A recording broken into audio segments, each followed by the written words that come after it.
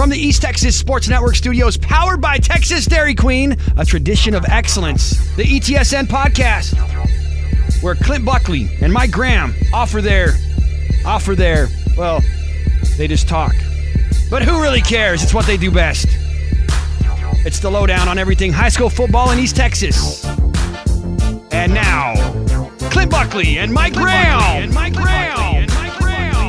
We are one step closer to state championship weekend in Houston, and several East Texas teams remain in position to be there come mid-December. Welcome to the Week 13 edition of the ETSN.fm podcast. I'm Clint Buckley, and I'm joined as always by Mike Graham. What's up, Mike? Really excited to be here. This is the big week, coming into a season. The barometer is always, are you going to play past Thanksgiving? And with the win on Thursday, Friday, or Saturday, these teams will be playing past Thanksgiving. Right you are. I guess before we tackle the area round of the playoffs coming up, it's time to quickly comb over what was, I would say, a pretty eventful first round of the playoffs, wouldn't you say? Yeah, absolutely. Lots of surprises and then just a couple of close calls. Yeah, and let's get right to the surprises. I think the biggest surprise, I guess, statewide from this region was Hallsville's upset of defending state champion Ennis. And talk about a crazy finish. I mean, Hallsville was down by 9 points late in the fourth quarter. They get a touchdown to cut it to 2. They get the onside kick, and then they kick a field goal with 55 seconds left to oust the defending state champs. Congratulations to Hallsville. Yeah, really big deal. Ennis, not as strong as they were last year, obviously, but when you have that state championship title on your back, teams just kind of shrink up against you. And Hallsville didn't do that, especially late. I mean, scoring a touchdown, getting the onside kick late. I mean, huge occurrences that are going to allow Hallsville to face yet another challenge in Lancaster this week. Yeah, I mean, I really was surprised by this. Not that I didn't think Hallsville was a good football team. Obviously, they survived a pretty difficult district over there in 15-5A, but they were coming off just a dreadful performance against Longview in the season finale, 63-20, allowed, well over 400 rushing yards in the game, and that's what Ennis's forte was running the football. And oddly enough, Hallsville's first playoff win since 2003. Do you know who they beat that season in 2003, their last playoff win? No, it wasn't Ennis. It was Palestine. Do you know who was starring in the backfield for Palestine in 2003? Yes, I do. Adrian Peterson. Adrian Peterson. So it's been a while for Hallsville. So congratulations to Coach David Plunk and the Bobcats. They've got a big one Saturday at Rose Stadium in Tyler against Lancaster. Another big surprise was a game I was in attendance for last Thursday night in Hallsville. It was Canton against Gladewater. You and I both, I believe, talked about Gladewater on the podcast last week. Thought that they had a really good chance to go deep in the playoffs. They had to battle through some injuries during the regular season. But I was impressed by Canton's physicality on defense. You saw them 2 weeks ago. What were your impressions of Canton, and did this result come as a surprise to you as well? Just a little bit. I mean, Bullard hurt them with their passing game in the game 2 weeks ago, and obviously Gladewater is a predominantly running team, so I thought that Canton's physicality matched up better with Gladewater than it would against Bullard, and you got to see that on Saturday. Friday. Right, and then Canton now gets district champion Lorena, the Leopards. I believe that game is Friday night in Terrell, I believe. So congratulations to Coach Robert Ivey and the Canton Eagles for moving on to the second round of the playoffs. Now on to a couple of first-round scares that a few of our teams had, a couple of our teams that we feel like are going to make long runs in the playoffs. Those dreams were almost cut short in the first round of the playoffs, and you were in attendance for both of them. And I guess we'll start off with Van versus Liberty Ilo. Yeah, it was the best football weekend ever. And Ellie and Van, Ellie really stepped on Van early in this game, but they allowed 21 unanswered points in the fourth quarter. And, a team as good as Van with a running back like Afonso Thomas and a couple of other weapons and overall a strong defense really rose to the occasion late, trying to save their season. So they hold, after making the final score 48-41, they force Liberty Ilo to punt. Then they drive down the field, get to the 36 of Ellie, and then Henry George sacks The quarterback. Sacks the quarterback on. They just run out of time. Fourth down. They ran out of time on the 36-yard line. Is what I'm trying to say. Yeah. I mean, you were there. Would you credit the comeback more to Van or Ellie just allowing it to happen? Well, a mixture of both. Liberty Isle was extremely efficient earlier in the game at scoring, and they weren't in the second half. But Van, I mean, they just showed some tenacity to come back. I mean, they were overmatched in a lot of places, and by the end of the game, that didn't seem to matter. And I think if that game had lasted 3 minutes longer, it could have been a completely different result. Yeah, and I don't think this is a referendum on Liberty Isle's playoff chances. I think that every state championship team goes through at least one scare in the playoffs. We saw Gilmer last year against Gladewater, come dangerously close to being eliminated in the third round a season ago. Maybe this will serve as a wake-up call for Liberty Isle and help them finish games a little bit better than they did last week. I know that's probably a point of emphasis this week from Coach Steve Wells. Yeah, I completely agree with that. And you look at all the state championships of all time, and if you rode with the team through one of those, that at some point you've really got to dig out of a big hole. Whether it's the state championship game or the first round game, there's going to come a time where you're going to have to save your season, and Liberty Isle managed to do that late with their defense. And then the very next night, you're up in Mount Pleasant covering defending state champion Gilmer against Pleasant Grove, and wow, that's all I have to say. I'll let you take it from there. Yeah, this one was more shocking to me. Gilmer opens the game with a 97-yard kickoff return touchdown, and you start thinking, okay, here we go. But Pleasant Grove runs a power run game. They probably average 12 passes a night just to catch you off guard, and they really did their jobs offensively against that Gilmer defense. Meanwhile, Gilmer's offense aided them with 7 turnovers through the game. Well, 4 interceptions, a fumble, and then 2 fumbles on special teams is a better way to put that. So PG hung around until late, and Gilmer's offense regrouped, and they were able to get a 6-point win out of the thing. So I guess the lessons learned from Liberty Isle and Gilmer for this week for LE is finish the game. They're up big in that game late in the fourth quarter, and then for Gilmer's ball security. Exactly, because that's going to get any team in the playoffs if you're not careful with the football. Yeah, you think if they hadn't turned the ball over 7 times, that could have been an ugly game. I mean, we're talking like 63 to like 20 or something like that. Right. So yeah, absolutely. For LE, just keep your foot on the accelerator, and for Gilmer, don't ever have a game like that ever again. All right, well, we're on to the area round of the playoffs, and I tell you what, this is shaping up to be a great opportunity for some East Texas teams that are probably considered underdogs by most pundits across the state. And we'll just run through the list right here, and we'll start off with 5A Division I. Longview against Mansfield Summit. Summit has been ranked in the top 10 for the last several weeks. Their only loss was against Mansfield Lake Ridge, who we'll get to in a second.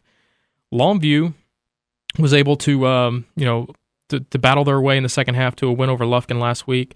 Longview and Summit is interesting. I think a lot of people are doubting Longview, and I think a lot of people are putting their stock in Mansfield ISD because you look at Summit, Lake Ridge, and then you got Mansfield High in 6A, which nearly pulled off an upset over Cedar Hill in district. A lot of people are picking them to go ways in the playoffs. So Mansfield is riding high right now, that school district. And then you look at John Tyler against Mansfield Lake Ridge. John Tyler has won 8 in a row. They're one of the hottest teams, if not the hottest team in East Texas right now. And then you got a Lake Ridge team that has quarterback Jet Duffy, who's committed to your alma mater, Texas Tech. He's had a great season. I got to see him in person last year against Longview. They actually eliminated Longview in this round a season ago. What do we expect? But these two 5A powers, Longview and John Tyler, going up against these two Mansfield schools. What is your read on this game? These games? Yeah, if I was them, I wouldn't be that intimidated. You're riding really good streaks. You both got quality wins last week. You've turned your season around from the beginning. Obviously suffering early season losses, particularly in John Tyler's case, going 0-3 and since then not losing a game. In John Tyler, when you started the season, you saw Damian Miller and his numbers, and they weren't good. There was kind of a disconnect between him and Bryson Smith as he got his feet wet. in the pocket. And well, they're clicking now. Yeah, you've seen him surpass Dontavian Gross, who's another great receiver. But, they found their playmakers, and they're doing some good things for Longview. You're just seeing the running game. I think that's a different dynamic, something that you might not get as much in the Metroplex or pretty much anywhere as much as Longview. They've got really good runners, and I think that they can kind of dictate the pace of their game against Summit. Yeah, Summit's really good. They have a really good front. Their two best defensive linemen are their ends, Radford and Briscoe. I watched a little bit of film of them. They're very quick. They're kind of undersized. They're going to be smaller than the Longview offensive linemen they're going to be going against. But I think if Longview has success running in between the tackles, I'm not so sure they'll have as much success running wide as they have in the past this season, just because I think that those two ends are good enough to contain the edges on the run game. But if they're able to have some success up the middle with their power runners like Austin Moore, the fullback, Tylen Miller, their big tailback, I think they can have success moving the football against Summit, and that's going to be something to watch for. And then, after you pound away on the inside, you've got Braylon Anthony, just an incredible talent. I mean, he's not very big, but he is fast. He's got great moves. He's got good vision. He's a home run hitter for Longview, and he's averaging over almost 16 yards per carry, and he's the leading rusher on the team. So obviously, he's going to be a player that Summit will have to keep their eye on for sure.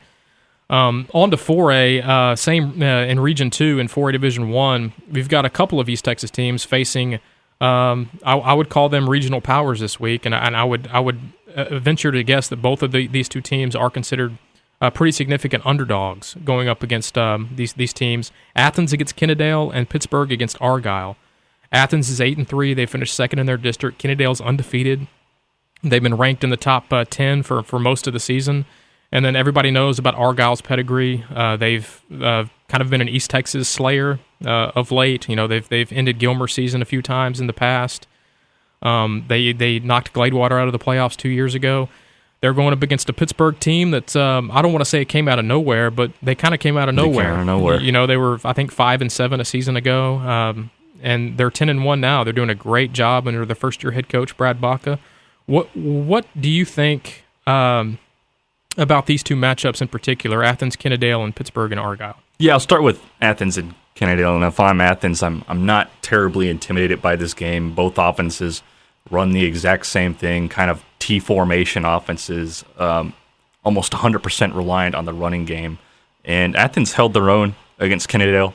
Virtually everything in this game is the same. The players are the same, the statistics are the same, and the records are the same. Kennedale was 11-0 last year, and Athens was 8-3, and Kennedale comes back to score with 18 seconds left in the game to get a 4-point win. Right. I just think that in that game you have to be efficient on offense, and I think 100 out of 100 times it's going to be a good game just because at the pace they play, they're going to burn so much clock. There's no room for really anyone to pull ahead without a complete meltdown offensively. But for Pittsburgh, they're going up against a program that's probably the best in the state this century in Class 4A. I mean, just the success that Argyle's had. They play a similar style to Argyle. There's really no way to control the pace of the game, and when you don't have workarounds like that, you're just gonna have to play the best game of your season. Yeah, and you know what? I think I want to take it back a few weeks to when Pittsburgh played Liberty Ilo in their district game. You were at that game, correct? Yes. And it was 28-0. Liberty Ilo kind of dominated the action. I guess we're going to see how much Pittsburgh learned from that defeat and learned what it takes to face a team, like a LE, like a Argyle in the playoffs. We're going to see how much growth they've experienced since then.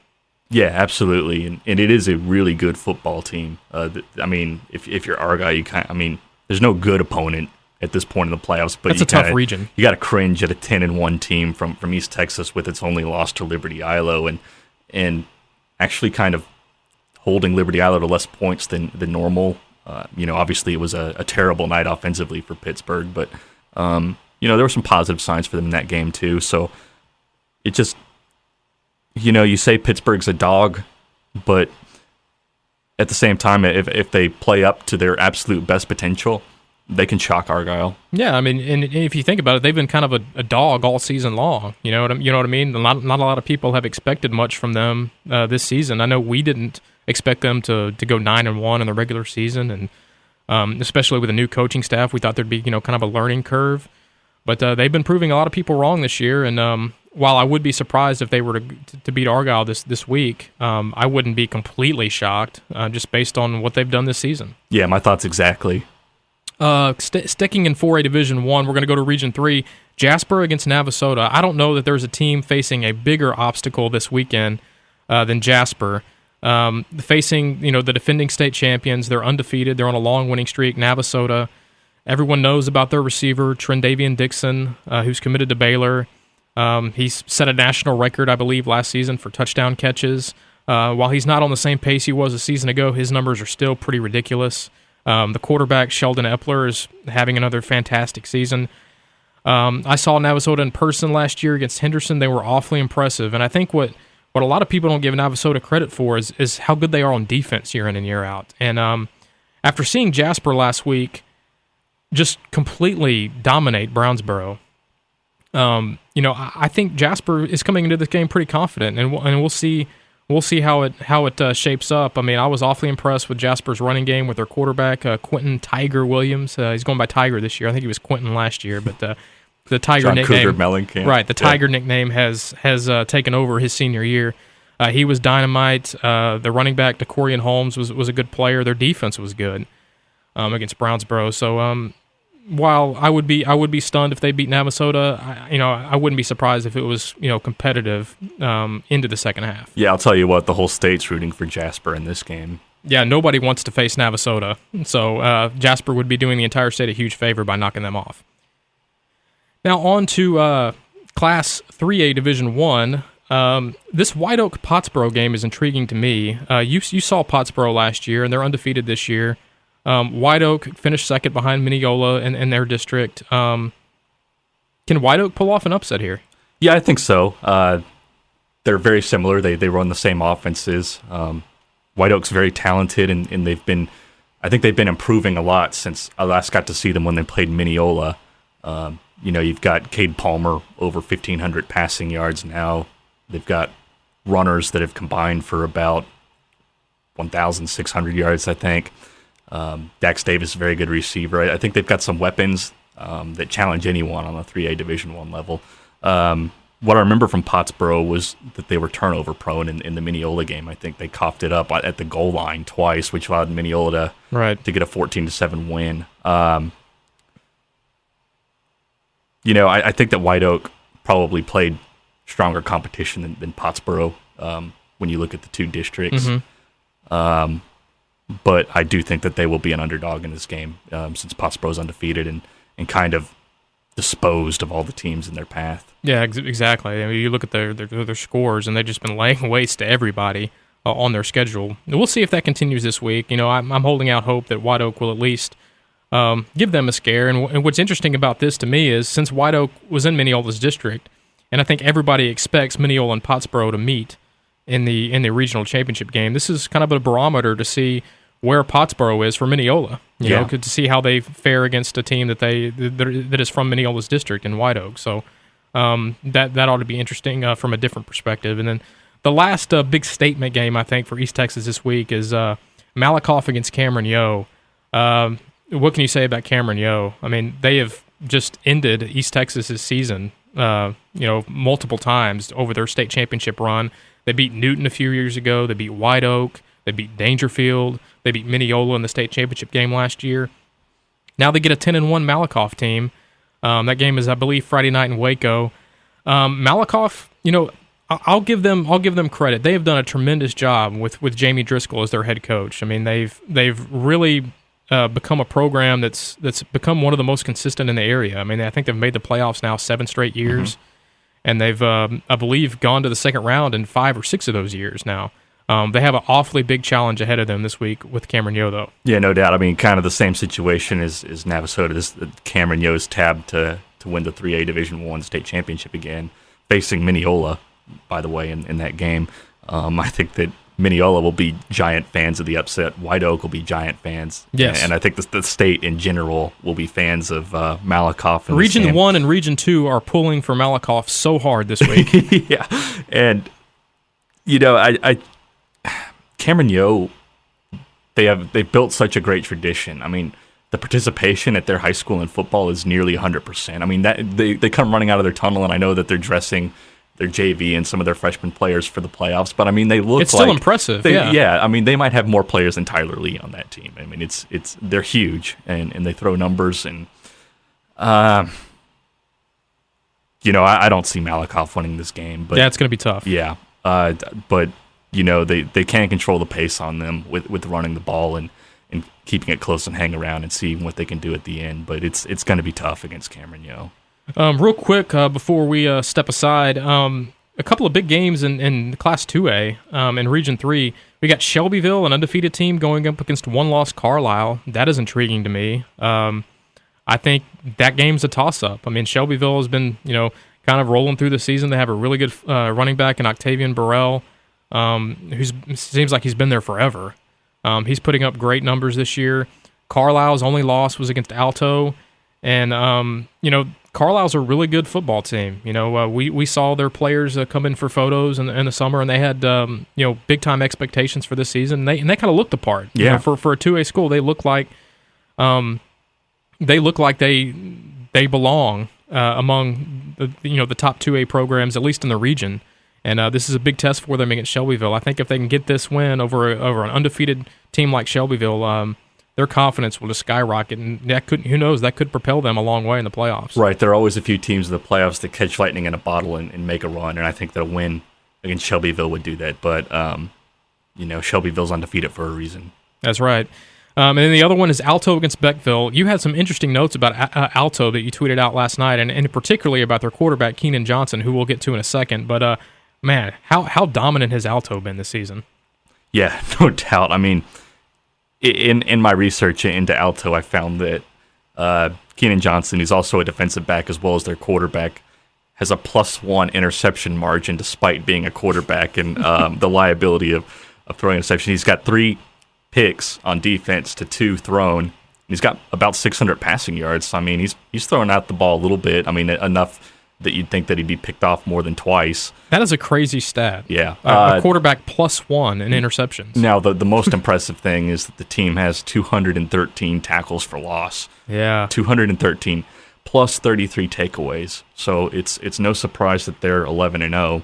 And another fun fact about this game is, with exception to interceptions, all the leaders in various defensive categories are from Alto and Beckville. You've got 3 from Alto and 1 Jakari Reed from Beckville, who leads total tackles with 175. So could be a really fun game to watch. Yeah, and Beckville, they just have 1 loss, and that 1 loss was to Shelbyville in district. So really, really intriguing games in 2A, and I'm looking forward to seeing how these turn out, because I think the winner of these 2 games will end up meeting each other in the regional final. Yeah, I agree completely. All right, well, before we get out of here, we'll want to give a shout-out to our offensive and defensive players of the week, and we just mentioned him. Our offensive player of the week is Alto senior quarterback Keenan Johnson. Man, he's just been ripping apart defenses all season long. Last week in the win over Groveton, 16 rushes, 373 yards, and 6 touchdowns. I'm not smart enough to do the math on that, but the yards per carry's got to be up there. It's got to be in the 20s. Yeah. And for the season now, he's rushed for almost 2,500 yards in 11 games with 37 rushing touchdowns, and he has 10 passing. So 47 total touchdowns, well over 3,000 yards of total offense. Congratulations to Keenan Johnson from Alto. Our defensive player of the week is... It's safety Colin Hurt from Gilmer. He had 2 interceptions in the Pleasant Grove game. So in a game where Gilmer gave up the ball 7 times, it was 2 of his takeaways of 3 total that allowed Gilmer to hang on. 1 came when they were down 27-21, and he returned it to about the Pleasant Grove 25-yard line, but a clipping call derailed that, so they didn't get any points out of that one. But, Gilmer's offense regroups, and then late, Pleasant Grove, has enough time for 1 full drive, and Hurt picks him off again, just comes crashing down. A receiver got thrown a back shoulder route, and instead of going after the ball, just kind of gave up on, started waving his arms and trying to be a collision for Hurt, and Hurt ran right through him for the ball. Nice. And that didn't result in any points either, unfortunately, for Gilmer. But it did burn a lot of clock, and they set up a 4th and 2 where if they had gotten it, they would have won the game. As it turned out, Pleasant Grove sacked them, but with so little time, they had to get out of their element as a run-first team and throw, and they turned the ball over on downs. So that's how Gilmer got the win. All right, so congratulations once again go to Keenan Johnson from Alto and Colin Hurt from Gilmer, our offensive and defensive players of the week. Well, we're out of time for this week's edition of the podcast. For more information on the playoffs, you can always visit ETSN.fm for the latest news. You can also follow me or Mike on Twitter. I'm at Clint Buckley, and Mike, you are at Mike_ETSN. All right, everybody, have a great weekend and enjoy some high school football, and we will talk to you all next week.